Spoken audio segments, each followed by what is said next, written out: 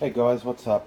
As you can probably tell from the title of the video, I'll be replacing the standard airbox panel filter today with an Apexi power intake filter. That's it there. Bought it off of righthanddrivejapan.com. I'll throw a link in the description below. Look, I've noticed a bit of a trend with a lot of people, and it's not something that's been happening recently, but something that's been happening for a long time, and that is obviously eBay parts. Now, at the end of the day, each to their own. I don't judge people based upon what they buy for their car or what they don't buy for their car. But I will say one thing: if you are looking for something, obviously, with a bit of a brand name on it, aka Apexi or examples like that, you're going to spend $10–15 on eBay for a fake filter anyway. So you might as well just spend the extra $10–15 and buy something genuine. I mean, yes, it does cost more, and obviously I'm sympathetic to people's financial issues. Maybe they can't afford it, maybe they can.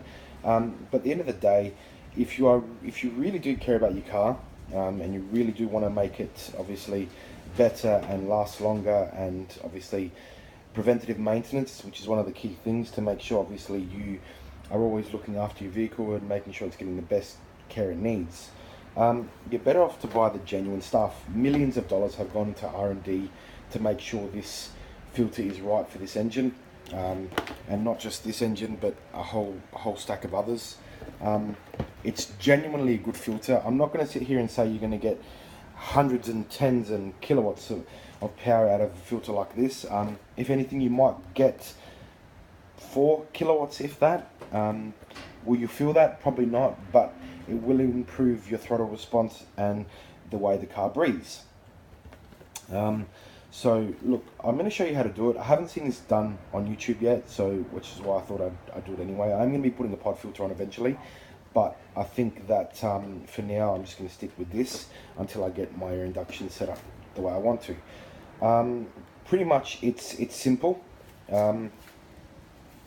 First things first, we're going to take off this funnel here. Now if you see there, you've got 2 little grommet holes there. I've taken mine out, and probably because I've lost them too, that I haven't put them back in, but this just pops straight out with a bit of wriggling. There. Next we come to the box itself. There's 4 tabs, one here, one there, and one there, to undo. So basically just pop them down. Really easy to change this. Nissan recommend you change your filter every 100,000 Ks. This one has probably not done 100,000, but it's probably close to 50, 60. So look, I don't know how well you guys can see that, but obviously there is dirt and debris trapped in there that can be replaced, or should be replaced with the filter. The top side of it is fairly clean, as you'd expect for a filter. It should be doing its job by keeping all the muck and dirt out of the engine bay. But that's it there.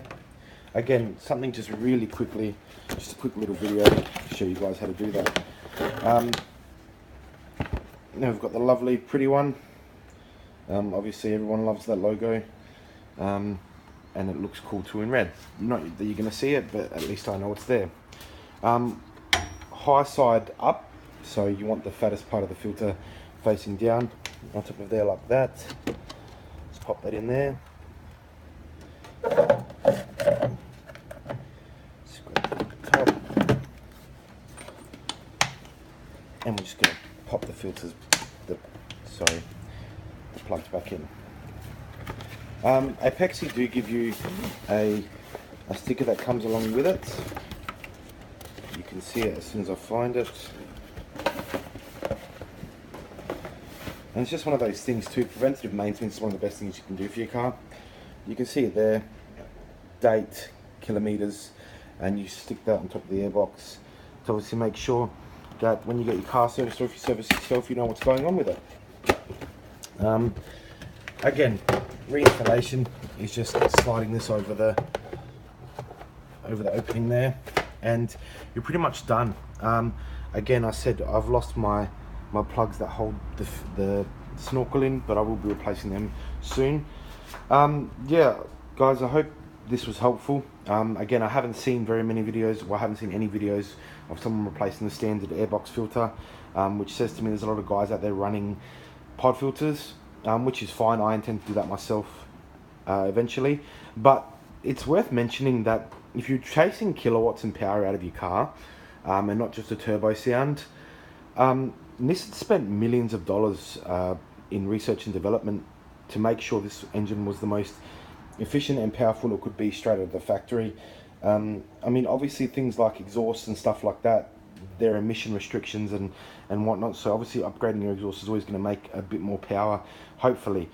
But in terms of air induction, well, Nissan's done all the work for you, so sometimes it's best to leave your standard airbox and snorkel on, and see how you run with that. I guarantee you'll notice a bit more power if you chuck it on a dyno with a panel filter as opposed to a pod.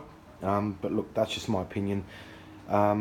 So thanks for tuning in, guys, and I'll throw a link in the description down below for where I got the panel filter from, and all the best. Take care.